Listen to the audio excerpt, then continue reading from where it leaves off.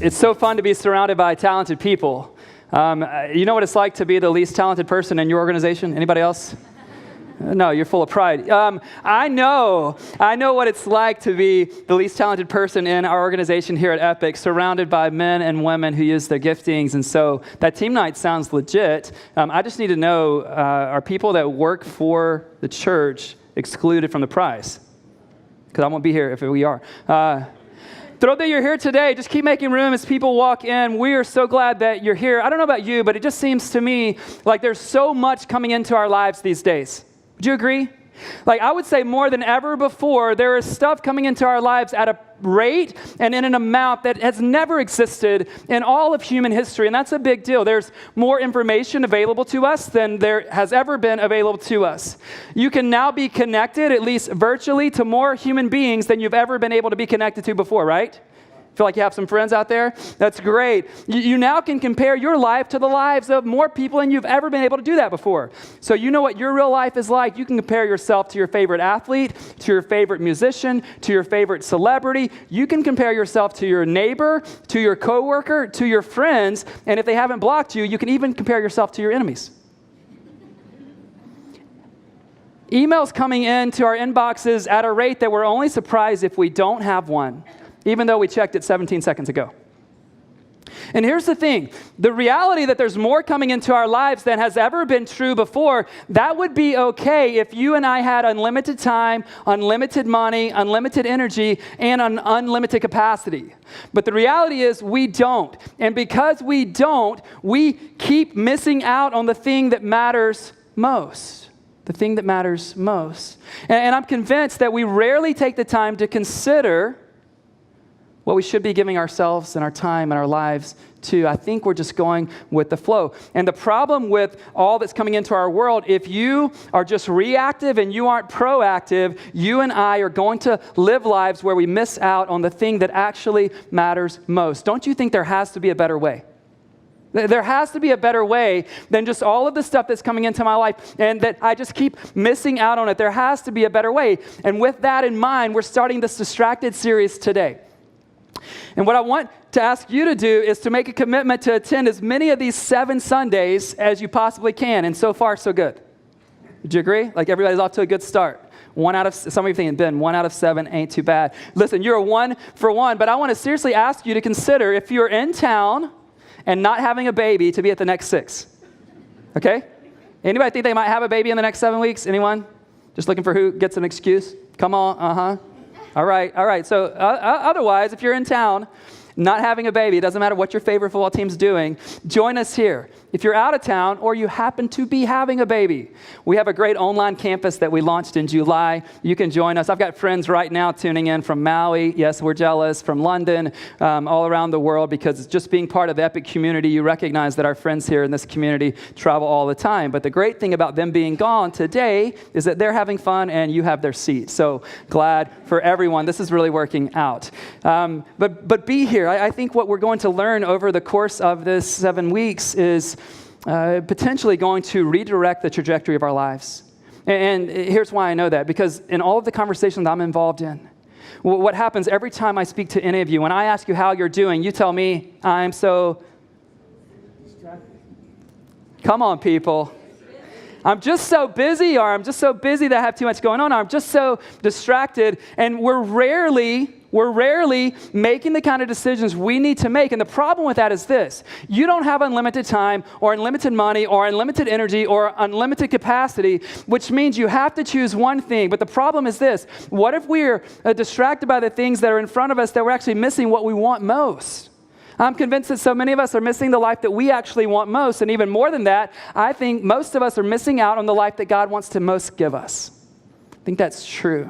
And today I just want to give a talk called So Much Noise. So much noise. I don't know about you, but there's just so much noise in my world. Anybody else? right? And you all live in San Francisco. You do understand this. But wherever you might be around the world, there's just so much noise. There's just so many voices trying to tell us what our lives are to be about. There's the voice that asks us to constantly prove ourselves. Do you know that voice? There's the voice telling us what we have to have and what we must do to be happy.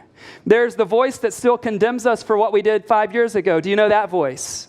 And then there's this voice telling us that we don't have enough money, we do not have enough significance, or worse, that we ourselves will never, ever be enough. But let me ask you this question. What if we are so distracted by all of the other voices around us that we're actually missing out on what matters most? What if we are so distracted by all of the other voices around us that we are actually missing the voice that matters most? What if we live our entire lives responding to voice after voice after voice after voice, and yet there was one voice that was the truest and we just missed it completely? It's this question, or some version of this question, that led our team 6.5 years ago to start this church. We knew that people moving to San Francisco would continue to happen. We knew that influence would continue to flow from this place into the future and around the globe. But we wanted to make sure, as we're giving it our best, as we're high achievers here in this area, that we don't live our entire lives and we have so much success, but we have so much success in things that don't matter most. And so if we can help redirect you through this series, if there's anything that God might have me say today that would be of aid and help to you, I'm so glad that you're here. We actually have been praying and hoping that you would be here today. And I'm so glad that you're here. So much noise, so much noise. You know, Jesus did not live in the digital age. You do know that, right? Like, Ben, I haven't been to church, but I know that. Jesus didn't live in a digital age, but his life was consumed with so much noise. Everywhere he went, someone wanted him to live a certain way or to be a certain way. Part of the voices that he heard in his life, voices were saying things like this: you're a demon-possessed man. He's like, no. You should be this kind of Messiah. Someone said about Jesus, nothing good comes from your hometown. Anybody have a hometown like that? Yeah. Like, you're the pride and joy of your hometown? Like, you don't have a big-time job in San Francisco, but the fact that you're the one person who left your tiny little village, they're like, boom. And so everybody's writing about how proud they are of you, like you're representing the village here in San Francisco. Well, they would say all kinds of things about Jesus and tell him who he needed to be. And what's fascinating about the voices that show up in the life of Jesus is it wasn't just the evil voices. The voices who tried to tell Jesus who he was and what he should be about, these voices came from the mouths of political leaders. They came from the mouths of religious leaders. They came from the devil himself. These voices came from his own close disciples. And these voices even came from his own family. I know Jesus is the only one who has family members telling him how to live his life. Anybody? Some of you are like, Ben, my entire professional life has been about making my dad proud. I know what that's like. I know what that's like. So my question today for us as we look at the life of Jesus, how did he keep from being distracted by all of the voices that surrounded his life? How did he maintain his focus on the truest voice in his life? And can you and I, can we learn anything from the way he did it that it might help us in the way we're trying to do it ourselves? Because I know this about me. I've got a lot of voices in my life.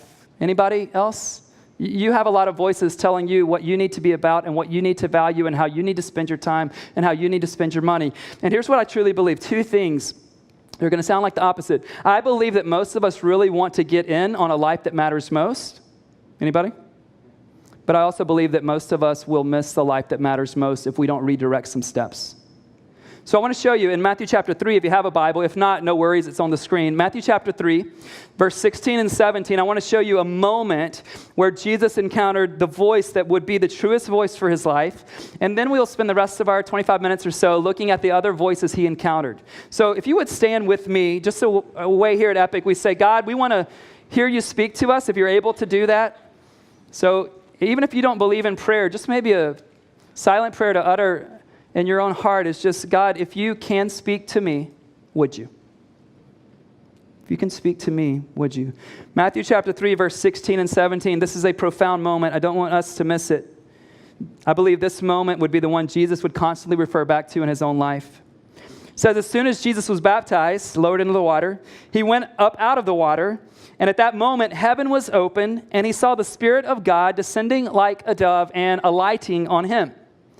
And a voice from heaven said, "This is my son, whom I love. With him I am well pleased." The voice said this. Here's the truest voice for the life of Jesus. Don't forget this voice, because Jesus never forgot this voice. I believe he would keep coming back to this voice. He would reflect on this voice. This is the scene, I think, that Jesus played over and over and over again in his mind and in his heart. This is my son. He would have to hear over and over again the Father saying, "With whom I'm well pleased." Be seated, and let's see if that voice might be willing to echo the same thing over our lives today. This is my son. This is my daughter. I am well pleased. So this moment for Jesus, as I just mentioned, it is a catalytic moment. It's a moment, I think, that as he is bombarded by other voices, he would continue to refer back to this moment. And one of the things you have to know, if we're going to be surrounded by voices that aren't the truest voice in our lives, we've got to figure out a way to tune those voices out. Would you agree? I mean, let's be honest. We are paying therapists a lot of money to help us tune some voices out. And I want to try to give you something today that would just be symbolic of tuning voices out. So if you are on the far left side of your row, there's a black bucket under your seat.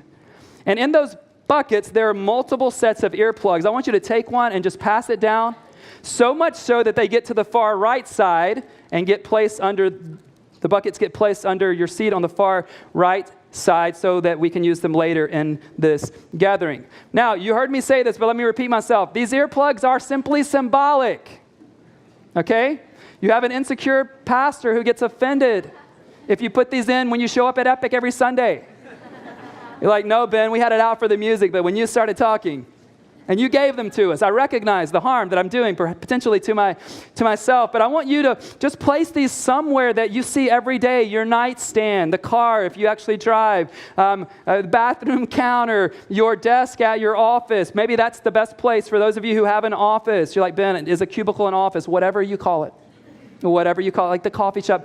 Maybe you just want to carry these with you. And I want these to be symbolic for each of us when we recognize we're being tempted to lean in and listen to the voice that isn't the truest voice for our lives. We don't have to put these in, although if you're like that, go for it. We're just looking at these and going, "God, help me remember I've got to tune those voices out. I know what culture's saying. I know what my parents said. I know what my ex said. I know what my boss is trying to say should matter most in my life, but God, remind me that I have to tune out those voices." But here's the thing, friends. We can't simply tune out the bad voices or the non-truest voices in our life. The best way to tune out all of the other voices is to tune into the voice of God. Don't miss this. See, what I'm not trying to give you today is some helpful pep talk or to try to get you really good at being a self-talker. I think we have to talk to ourselves at times, but this is not a self-help message. This isn't a talk where I'm like, "Hey, just pretend like certain things aren't true." You've got to find a replacement voice. Don't miss this. It's not enough just to go, I can't hear, I won't listen. You have to find a replacement voice, because you're going to live for some voice. There will be a voice that defines you. There will be a voice that defines me. And I can't just go, I can't hear you. I've got to tune in to the voice that's the truest voice.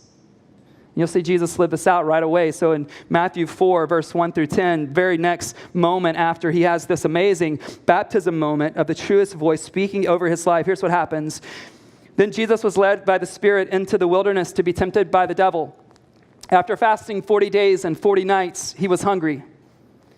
I'm hungry when I fast for a couple hours. Anybody else? I'm hungry right now. You thought somebody would have grabbed a bagel from the Connection Center, but nonetheless. The tempter came to him and said, "If you are the Son of God, tell these stones to become bread." Jesus answered, "It is written, man shall not live on bread alone, but on every word that comes from the mouth of God." Then the devil took him up to the holy city and had him stand on the highest point of the temple. "If you are the Son of God," he said, "throw yourself down, for it is written, he will command his angels concerning you. They will lift you up in their hands so that you will not strike your foot against a stone." Jesus answered him, "It is also written, do not put the Lord your God to the test." Again, the devil took him to a very high mountain and showed him all the kingdoms of the world and their splendor. "All this I will give you," he said, "if you will bow down and worship me." Jesus said to him, "Away from me, Satan, for it is written, worship the Lord your God and serve him only." There are three temptations that the devil gives to Jesus right here in this scene. But I believe all three temptations fall under this one all-encompassing temptation. And the one all-encompassing temptation, I'm going to make sure I don't get it wrong, is this. Our greatest temptation is to forget the voice of God. When it comes to which voice you and I are living for, our greatest temptation is to forget. If you've never heard it, then hopefully you will hear it today. But if you've heard it ever in your life, the greatest temptation for me, the greatest temptation for you is to forget the voice of God. Because you're going to live for some voice. If you forget his voice, all of a sudden you're now back on the auction block looking for a new voice to lead you and to define you and your life. In fact, this is how the very first temptation moment happens in all of history. You have Adam and Eve in the Garden of Eden, and God says to them, you can have this tree, you can have the one that's back there, you can have that fruit, you can eat all of it, just don't eat this one tree. And they're like, okay, we're good. But then the devil shows up and says to them, hey, you know what? You should eat from this other tree. And they're like, no, we can't. God told us not to. And he says this, he says to them, did God really say? Did God really say? Because he knows if he can get them to not trust, and if he can get them to doubt the truest voice over their life, then he can make them do other things as well. The greatest temptation we face in what we're talking about today is the temptation to forget the voice of God. Because if you forget his voice, you have to live for some voice. You have to live for some voice. A constant voice in our lives is the one telling us we have to prove ourselves. Do you know this voice? Let me say it again. A constant voice in our lives is the one telling us we have to prove ourselves. Do you know this voice? Jesus encounters it. If you look at the first two temptations, it says this, if you're really the Son of God, show us. If you're really the Son of God, then can't you do these other things? If you're really the Son of God. And I know what it's like to hear that. Anybody else? Ben, if you were a great leader, your church would be larger. Ben, if you were a great communicator, more people would be helped through your teaching. Ben, if you were a great father, then maybe you would spend more time with your kids. Anybody know a voice like that? Anybody know a voice that sounds like this? If you were a true entrepreneur, you would be able to raise more capital. If you were great at your job, wouldn't you have a promotion by now? If you truly were lovable, do you think you would still be single? Do you know this voice? And we can customize it 1,000 different ways this morning. If you are fill in the blank, then surely you would fill in the blank. Do you know that voice? But remember what I said a moment ago. You can't just tune out that voice. You have to have a replacement voice. Look at verse 4 on the screen of Matthew chapter 4. What is Jesus going to do? Is he going to put earplugs in and pretend like he doesn't hear what the devil's saying? No, listen to what he says. He says about that first temptation, okay, if I'm the Son of God, tell these stones to become bread. It is written, man shall not live on bread alone, but on every word that comes from the mouth of God. What is he saying? He's saying, I already had the truest voice guiding me, leading me, and defining me, and I'm not looking for a new voice. I'm going to live by what God has said. And the problem that so many of us are having right now is that we've given power to other people's voices more than we've given power to the voice of God. There are ways you're approaching your work right now because you bought into other voices. There are ways that you're carrying shame in your life right now because of voices that aren't the voice of God, because the voice of God is not a condemnation voice. There are things you're carrying with you that's the voice of your high school coach, even though that was 20-something years ago, and it's still with you today because you thought they were the ones who could define you. There are some of you that are carrying voices from an ex-wife or an ex-husband, and you think that's who you are. And God wants to say to you today, why don't you start living out of what I say you are? We've given power to other voices long enough.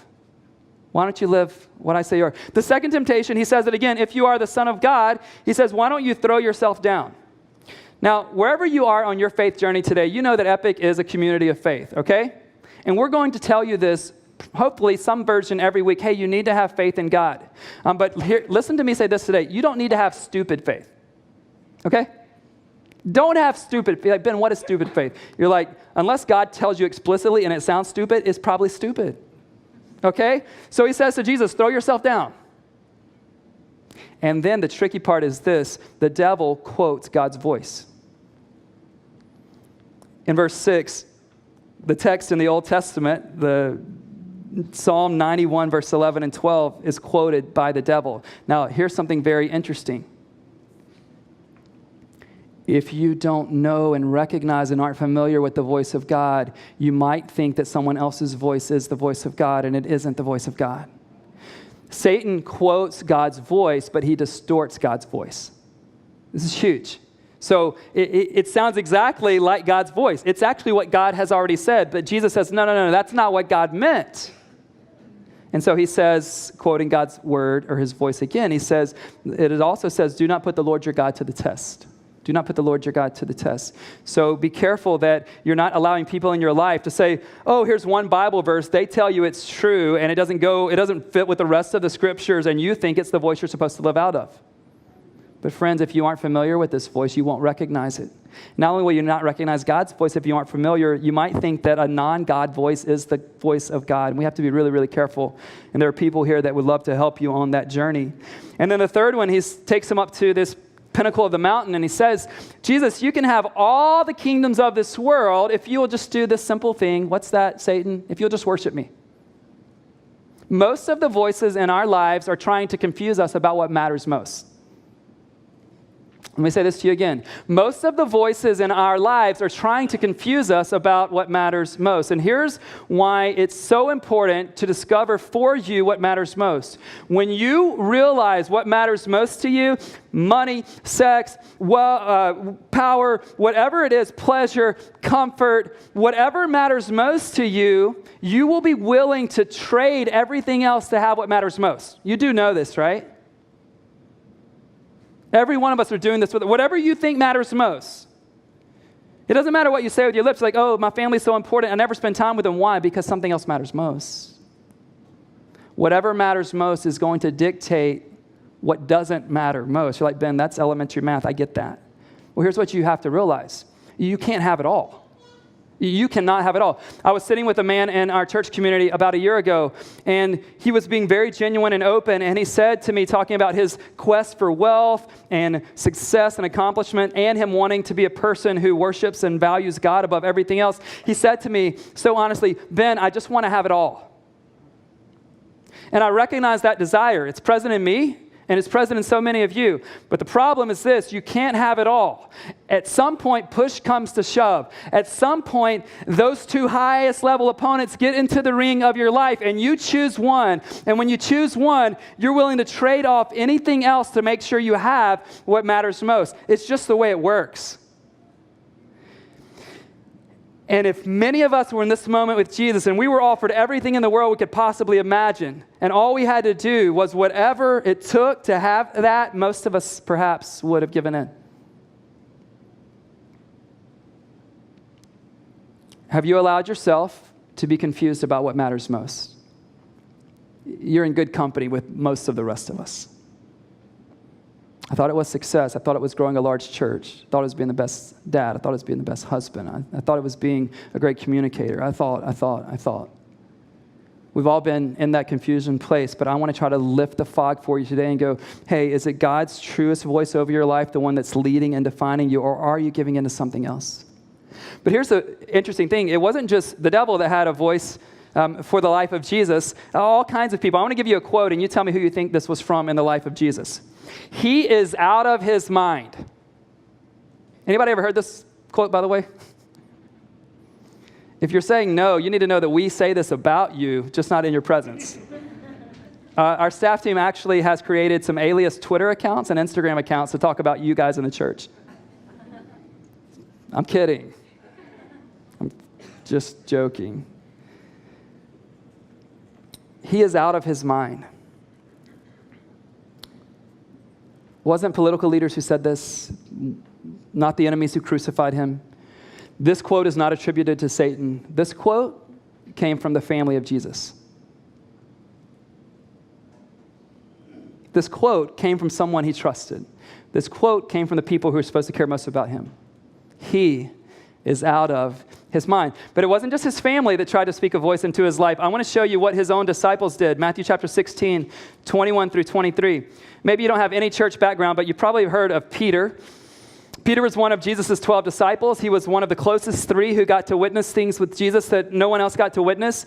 Peter was the one who would preach the very first sermon in Christian history after the resurrection, but not yet. I want to show you how Peter tried to use his voice to define Jesus' way of life. From that time on, Jesus began to explain to his disciples that he must go to Jerusalem and suffer many things at the hands of the elders, the chief priests, and the teachers of the law, and that he must be killed and on the third day be raised to life. So he's teaching this to his disciples. Keep this in mind. Verse 22. Peter took him aside and began to rebuke him. Like, it's cool if I take my 9-year-old aside and rebuke him. It's not cool if I'm a disciple of Jesus and I pull Jesus aside. I mean, at least Peter did it in private, right? He's pulling Jesus aside, and here's what he says. Never, Lord. This shall never happen to you. Jesus turned and said to Peter, get behind me, Satan. You are a stumbling block to me. You do not have in mind the concerns of God, but merely human concerns. Peter is saying to Jesus, you will not be that kind of Messiah who lays down his life. We have a vision for your life, and you will be the kind of Messiah that holds on to your life at all costs. You will never do what you just said.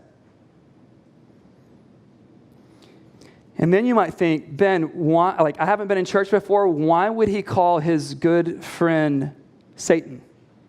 None of you use that. That's not a code name for your BFFs, right? Anybody? That's why you no longer have that BFF. You know why I think? I think he's going back to a Matthew 4 moment. I think he's remembering not only what the truest voice, but he's remembering the great temptation he faced in chapter 4. He's remembering that Satan also said to him, if you're really this, then show me. And Peter's saying, if you're really the kind of Lord that I need you to be, then you should prove it to me. Do not let them take your life. Do not give up your life. Let me ask you this. Is there any person or group in your life asking you to live out of the image they have created for you? Is there any person or group asking you to live out of the image they have created for you? This could be someone really personal. It could be a mom or dad. It could be a current significant other or a former significant other. It could be some former religious or spiritual leader of a church you used to be a part of. It could be a boss. It could just be culture at large. Is there anyone who's basically saying to you, I've created an image for your life and you need to live this out? Some of you grew up in families like that. Some of you had teachers and coaches and professors like that. Some of you have former bosses who said this kind of stuff to you. And I just want to ask you this question. Are you going to believe what they said is true about you or what God says is true about you? Are you going to live the life that they designed for you or the life that God has designed and destined and purposed for you? You do have to make a choice. And Jesus did what we have to be willing to do. He was willing to disappoint Peter if it meant that he stayed true to who he was. Speaking of not having it all, do you know that if you follow the truest voice for your life, there will be other voices displeased with your life? Anybody live long enough to know that one? And if you have any people pleaser in you, like I certainly used to have and probably still have some, you guys pleased so far? No, I'm kidding. If you have any people pleaser in you, you're going to have to die to that at some point. If you're filled with trying to please men or women, you will never be able to please the God who created you and speaks the truest voice over your life. But what's crazy for the life of Jesus is that this noise, these voices, they continue all the way to the finish line of his life. I want to show you one other place before we close down. In Matthew chapter 27, it's the end of the road for Jesus, and he's hanging on the cross. And the reason I think this is fascinating is because he's still hearing voices. Think about this. Spikes driven through his wrists and his feet, and they still won't shut up. I want you to see this. Matthew 27, verse 39 through 43. Like, he can't go anywhere, and they won't stop it. They do not let it go. They continue to have their voice trying to tell him who he should be. Those who passed by hurled insults at him, shaking their heads and saying, you who are going to destroy the temple and build it in 3 days, save yourself. Come down from the cross if you are the Son of God. Ever heard that phrase? In the same way, the chief priests, the teachers of the law, and the elders mocked him. He saved others, they said, but he can't save himself. He's the King of Israel. Let him come down from the cross, and we will believe in him. He trusts in God. Let God rescue him now if he wants him, for he said, I am the Son of God. It never ended for him. From the moment he went public with his ministry at the age of 30 or so, till the time he died on the cross at the age of 33, he continued to hear it. I mean, he's got spikes in his hands and feet, and they're still going, come on, big boy, save yourself.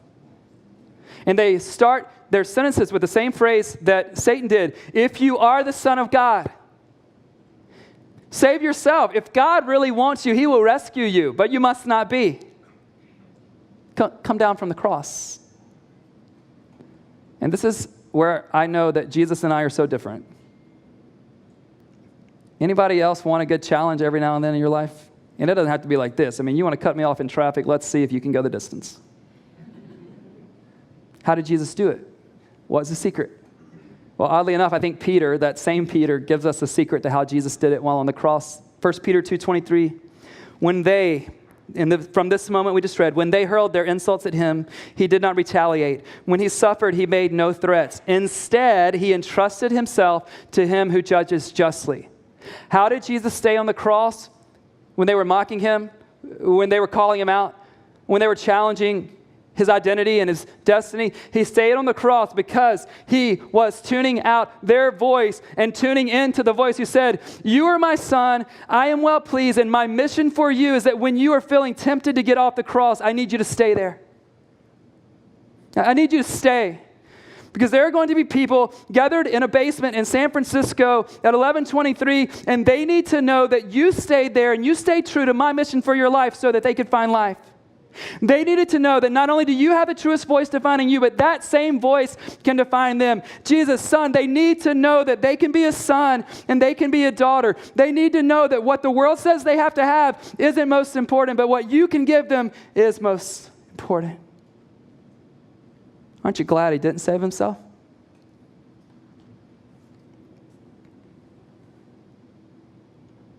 It's almost embarrassing that he didn't get himself off the cross so that he could get my sin paid for and your sin paid for.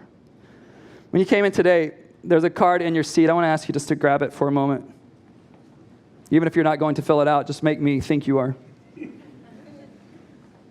And as our team gathered to prepare for the last month and a half or so for today, we thought, what are the kinds of responses that are likely to resonate with people after this message? This first one says, start my faith journey. That's for the person who, before you walked in here, you probably wouldn't have considered yourself a Christian. Perhaps living for lots of other voices. Today, we want to say to you, there's a voice that's truer than those voices. And Jesus stayed true to the end so that he could be able to forgive your sin and you could enter a relationship with God. The second one is come back to my faith. This is for those of you who, you wouldn't say this is the first time you've ever had faith, but you lost it somewhere along the way. At least that's how you would describe it. You bought into what we said was our greatest temptation. You forgot the voice of God somewhere along the way. Some of you, it was when you moved to San Francisco. You got away from it. Some of you, it was when a job thing happened and you were so busy or you were so pursuing something else that you got away from it. Some of you, it was a relationship thing that sent you on the outskirts with God. And today, whatever the reason, you just know, like, I need to quit living for these other voices. I remember now there's a truer voice, and I want to come back to that and be defined by that. Baptism's the third option. We have a baptism you will see before we leave this morning. You know that it's time for you to identify with Jesus in this bold step of faith. I don't think it's insignificant that the voice that Jesus heard came at his baptism. This massive identity statement. Jesus is saying, I belong to the Father, and the Father is saying, I am well pleased. If that's your step, we have one coming up soon. And then we think the best way to stay in tune with God's voice is to be around other people who are in tune with God's voice. We have over 20 groups that you heard about, perhaps, but there are 3 that we think apply to people who might be responding today. One is there's a spiritual practices group on Tuesday. That discussion's all around what are the things I can practice on a daily basis to help me stay tuned into God's voice. The second one, I'm actually leading myself, Intro to Christianity, for the next 3 Wednesday nights. Just talking about who is Jesus, what would it look like to actually place your faith in him? Can we trust him? And then fourth, our young adult segment of our church is a massive population here at Epic, and they gather, many of them, on Thursday nights, and we'd love for you to get plugged in there. We don't think we can do this on our own. I can't, and you can't.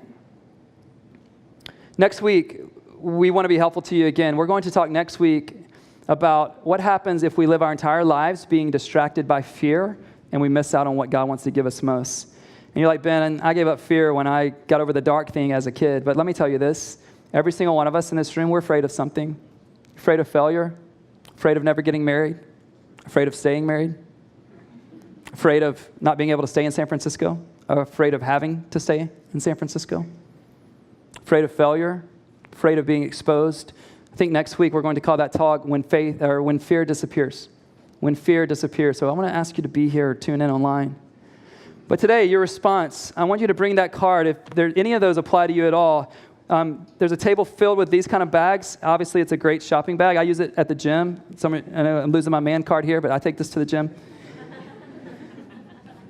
But inside, there's a book called Prodigal God. It's been a book that's been informative and transformational for my own life, and we want to give that to you today along any of those 4 responses. Don't go your entire life. Don't go your entire life hearing all of the voices that will exist, maybe to the end of your life, and yet miss out on the truest voice. I don't care how smart you are. I don't care how skeptical you are. There's a voice that rings truest over you, and you can step into that today, and I hope and pray that you will. Would you pray with me as I pray for you? And then you can just bring that card to the table, grab a bag, and that's all we are asking from you as a way to help you. God, I thank you that you care for us. I'm thankful that we don't have to lean into all of the other voices in our life. We can lean into your voice. And God, some of us are still in a doubting mode now, and I pray that you would make what's cloudy really clear. I pray where we are even afraid to take that step of faith, that you would give us courage to do it. Help us to hear that defining voice from you and to live out of that all the days of our life. In Jesus' name, amen. I want to ask you to stand as our band gets ready to lead us.